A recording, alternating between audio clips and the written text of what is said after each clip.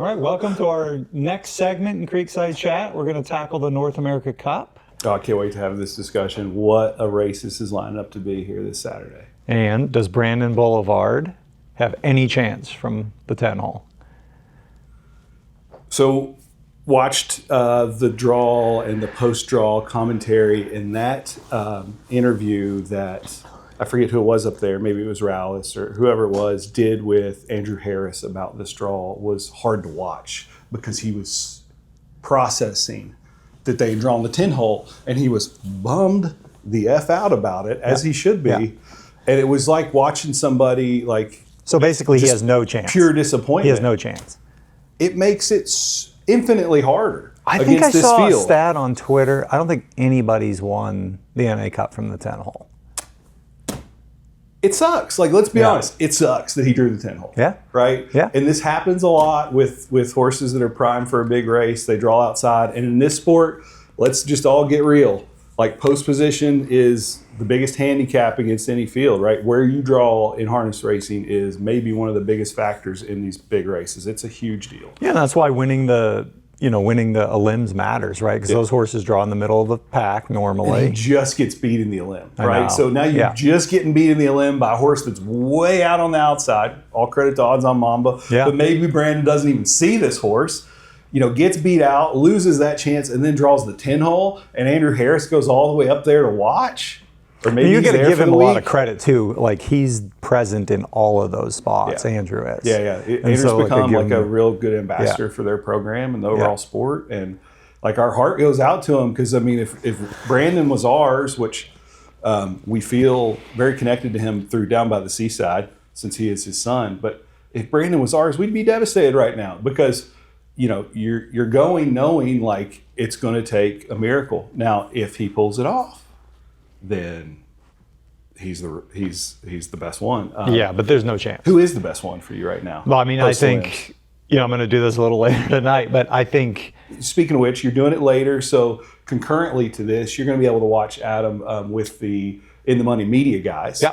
On their NA Cup roundtable, which I think it's Mike and Ray and then John Rallis too. Yeah, so I'm sure it'll come out Friday, and this probably, as we're filming today on Thursday, probably comes out Friday as well. So you listen to us, but also listen to In the Money Media. But now, I mean, once the draw came out, like, I don't think Beau loses. And honestly, like, going into the elims, like, I don't know that I was ever rooting for a horse to lose or to win, but like, the way it turned out with him losing, like, opens the field up until the draw. And then I'm like totally sold that he wins. And I think he wins easily. So for Beau, to me, in this sport, we all struggle with how to treat eliminations, right? Mm-hmm. Some people treat them just like a regular race. Some treat them like a true elimination. I mean, you are racing for something in a lot of cases. In this case, you're racing for post position.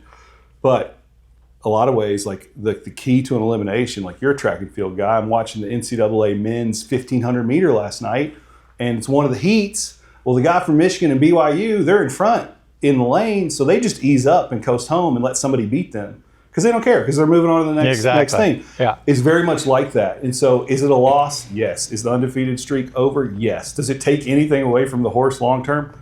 No. And is it good for that horse? Probably, because guess what? The monkey is off the back early. Yeah, and I think too, like, if anybody watched the elims, right, you heard the announcer and the guys behind the mics just talk about they thanked the horse basically for everything that he did, but like you said, he gets the monkey off the back, and then you stop talking about, like, could he be the greatest standardbred of all time? That stuff gets answered down the road. Maybe he is, maybe he isn't. But for now, I think it's really important that he especially for the connections, he draws into the center. Mm-hmm. Bob's going to do whatever he wants with him. Yeah, he'll likely put him on the front end and say, "Come and get me." Absolutely, still the horse to beat by a big margin.